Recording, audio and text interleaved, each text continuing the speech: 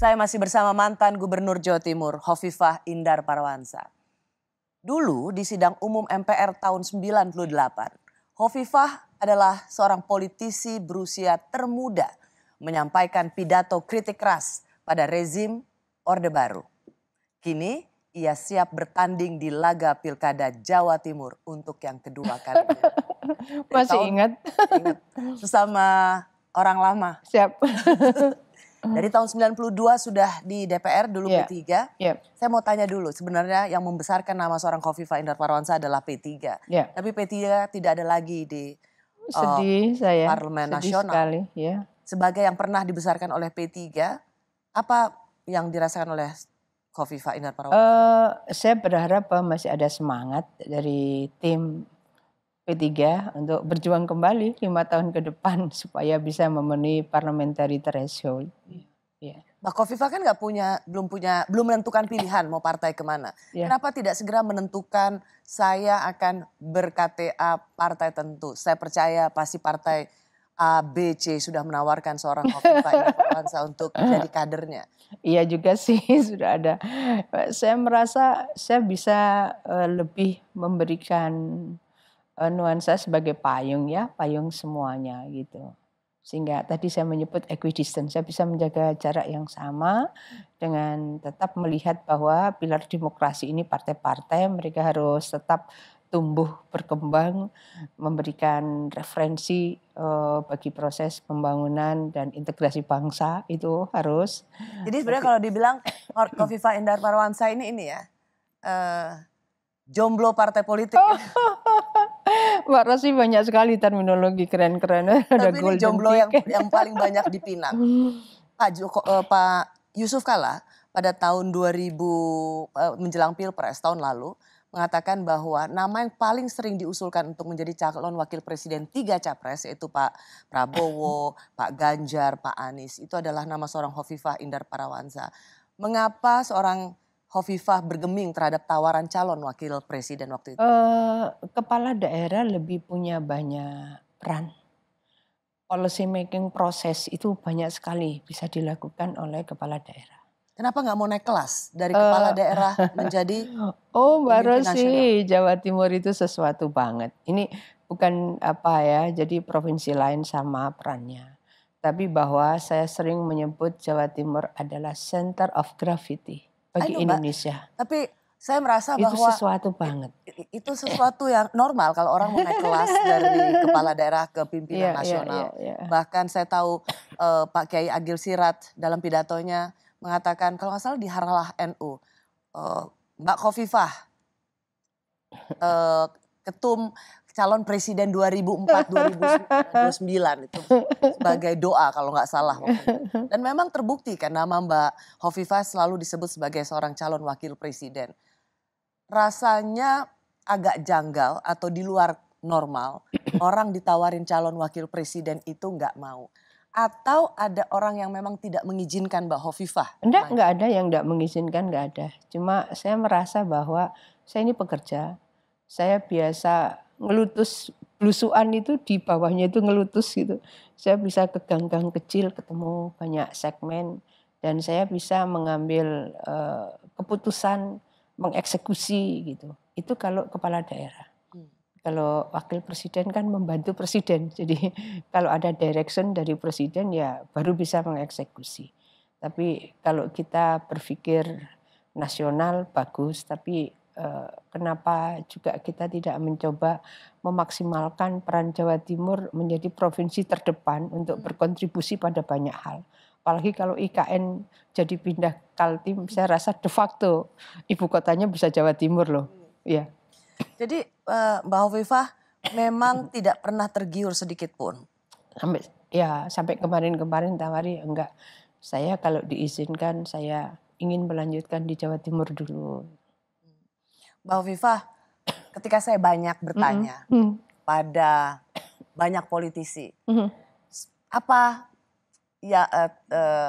persepsi mereka soal Mbak Hovifah? Mereka mengatakan Mbak Hovifah adalah politisi yang sabar, tekun, organisatoris, selalu merawat konstituen, Ya, terutama dengan muslimat. Berapa juta muslimat? 32. 32 juta. Pantas nggak mau masuk kader partai politik.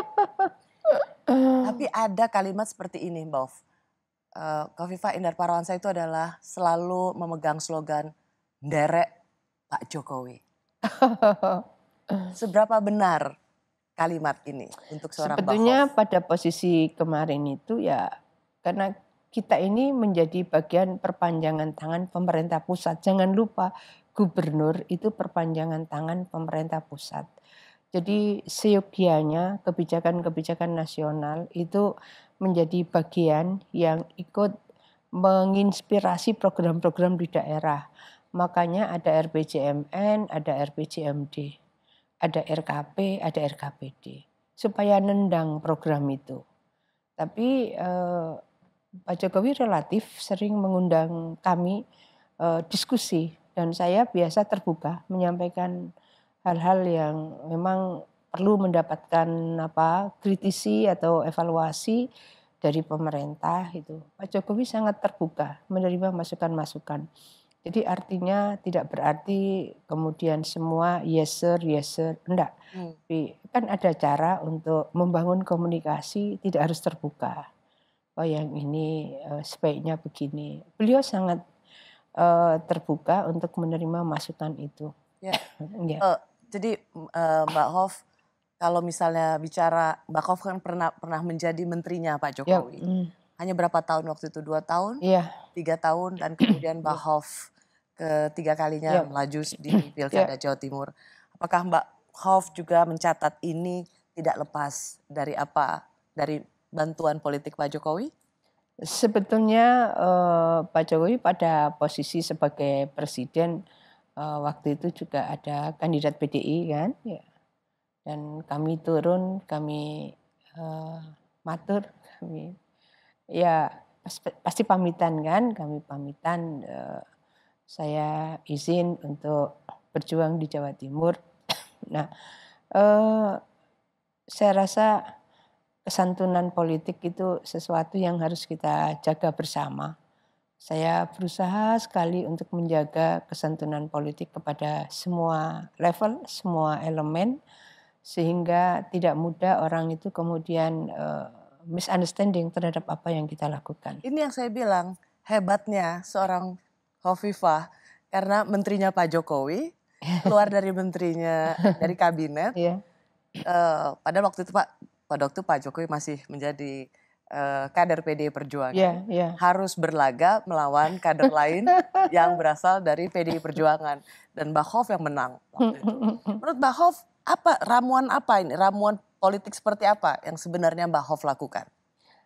Saya seringkali menyampaikan kalau kita itu jarang berkomunikasi, kemungkinan mudah terbangun misunderstanding. Jadi saya seringkali menyampaikan harus terbangun mutual understanding, harus terbangun mutual respect, baru terbangun mutual trust. 3 ini yang saya seringkali sampaikan kepada inner circle saya. Dan saya juga mencoba melakukan itu. Mutual understanding itu penting, mutual respect itu penting, sehingga tidak mudah kita ini nggak baik, ini apa. Kalau ada mutual respect kan kita saling menghormati perbedaan, lalu mutual trust. Ya. Mbak Hof, kalau melihat dari peta sekarang, sebenarnya Mbak Hof itu saya nggak ada lawan di Jawa Timur. Mbak Hof lebih senang ada lawannya atau kota kosong? Saya lebih senang ada lawan. Dalam artian ini sebuah kontestasi ya. Kalau dengan kotak kosong bukan kontestasi namanya. Ya. Ada yang begini, kritik terutama dari PKB yang kemarin Pileg kemarin dia nomor 1 dan mengatakan bahwa tetap ada peluang mengalahkan seorang Khofifah Indar Parawansa padahal petahana. Alasannya adalah karena elektabilitas Mbak Hof sebagai gubernur Jawa Timur itu belum sampai 50%. Mereka menggunakan survei itu Accurate Research and Consulting Indonesia (ARSI) pada Mei 2024. Karena dari simulasi 6 nama elektabilitas Mbak Hof sebagai petahana itu nggak sampai 50%.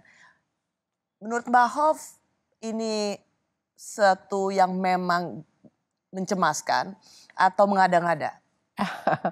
Saya tetap menghormati aja, mau pakai referensi yang mana, menghormati aja. Iya. Tadi malam teman Litbang Kompas juga menyampaikan ke saya hal yang berbeda dengan itu. Jadi ya ini adalah proses demokrasi, masing-masing punya kesempatan dan punya hak untuk berekspresi, juga menggunakan referensi-referensi tertentu, ya kita bersama-sama saja berproses. Kalau mau ada lawan kira-kira Mbak Hoff pengennya biar seimbang lawannya siapa? Eh, kan masing-masing partai mungkin sedang menimbang-nimbang gitu kan, ya silahkan aja.